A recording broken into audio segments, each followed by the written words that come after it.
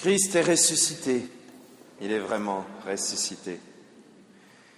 Cette joie de Pâques, cette joie du soir de Pâques, cette joie de la nuit de Pâques, traversée par cette lumière fulgurante, nous pourrions être tentés de la garder pour l'intérieur de nos églises. Cet après-midi même, avant de venir ici, je suis tombé sur les gros titres des journaux qui disaient à Dieppe, pas dans un pays lointain et barbare, non, à Dieppe, des parents ont voulu vendre leur fille de 14 ans. Et nous pourrions être tentés de garder la joie de Pâques sous le boisseau en nous disant « Seigneur, c'est pas possible ». Il y a quelques jours, plusieurs dizaines, plus d'une centaine de chrétiens ont été massacrés et notre pays, pourtant rapide à s'offusquer, n'a rien dit. C'était les chrétiens spécifiquement qui étaient recherchés, ils ont été triés pour ça. On les a mis de côté parmi tous ces étudiants au Kenya, on a mis les autres loin. Et les assassins ont souhaité de bonnes vacances de Pâques à ceux qu'ils étaient en train de tuer. Et nous pourrions être tentés de garder sous le boisseau cette joie de Pâques. Quelqu'un, sûrement submergé par la douleur, et malheureusement aussi par des idées un petit peu bêtes, a entraîné dans son propre suicide plusieurs centaines de passagers. Et nous pourrions être tentés de garder sous le boisseau cette joie de Pâques.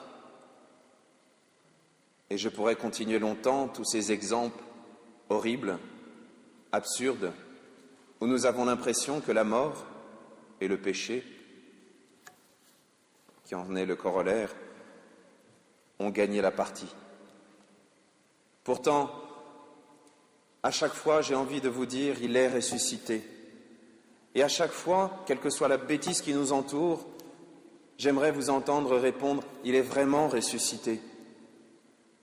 Parce que même si l'horreur est ici, dans ce bas monde, même si c'est la mort qui semble régner, c'est la charité qui a vaincu, même dans ceux qui se sont fait massacrer.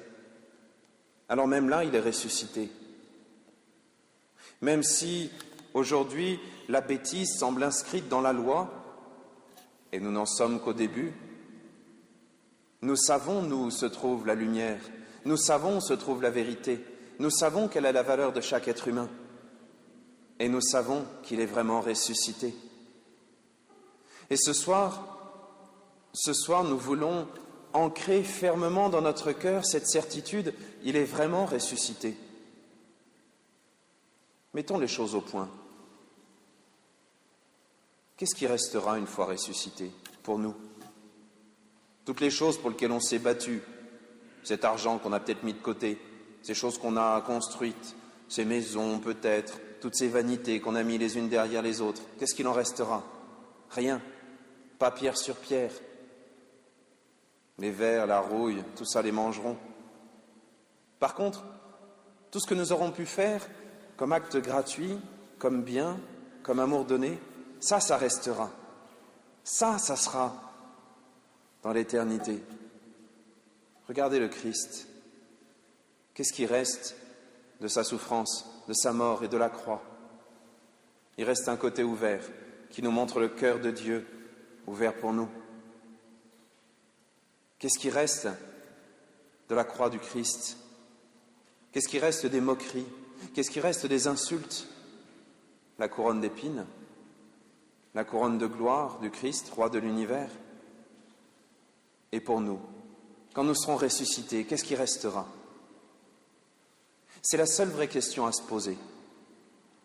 Lorsque nous sortirons de cette église, nous aurons peut-être l'impression qu'il fait toujours aussi noir dehors. Nous aurons peut-être l'impression que la bêtise est toujours aussi présente. Mais il y a une chose que rien ni personne ne pourra nous enlever, même si le vent souffle et que ces petits cierges sont éteints, notre joie Notre joie de Pâques restera profondément, absolument ancrée, et ça, personne ne pourra l'enlever. Et lorsque nous serons dans l'éternité, lorsque nous serons face à Dieu, lorsque nous serons dans cette vie éternelle, alors même la mort la plus absurde ressemblera à une naissance.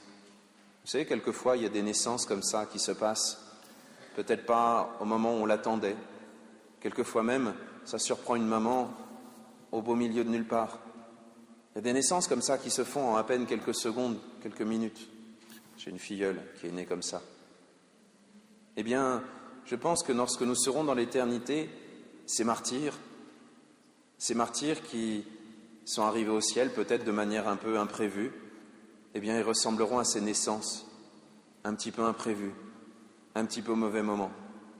Mais nous savons une chose, c'est qu'ils seront arrivés auprès du bon Dieu directement.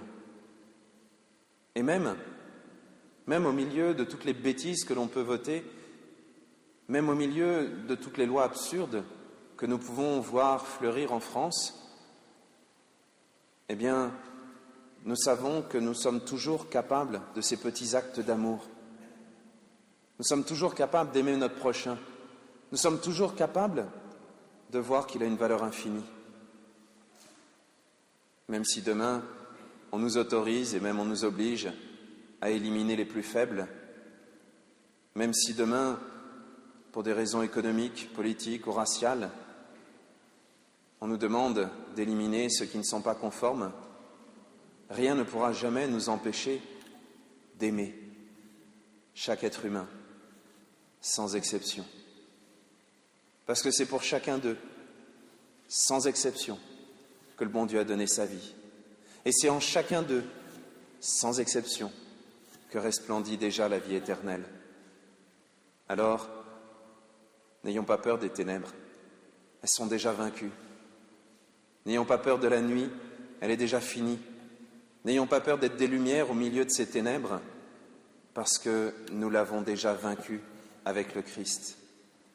Et chaque petit acte d'amour, de charité vrai, aura vaincu la nuit.